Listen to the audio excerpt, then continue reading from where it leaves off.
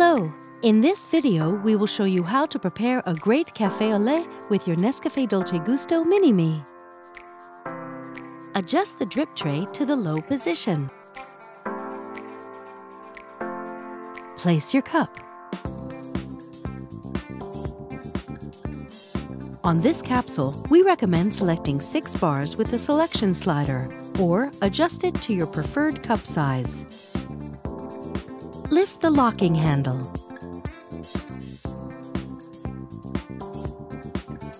Place the Café au lait capsule in the capsule holder.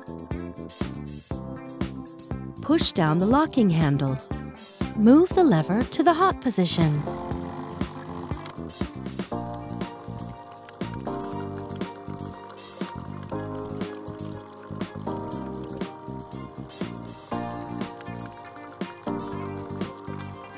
Once the coffee flow has stopped, the lever automatically returns to the stop position and the power button blinks red.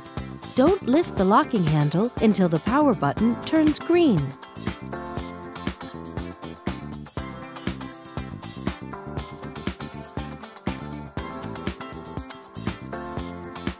Remove the capsule. Tip it into a bin.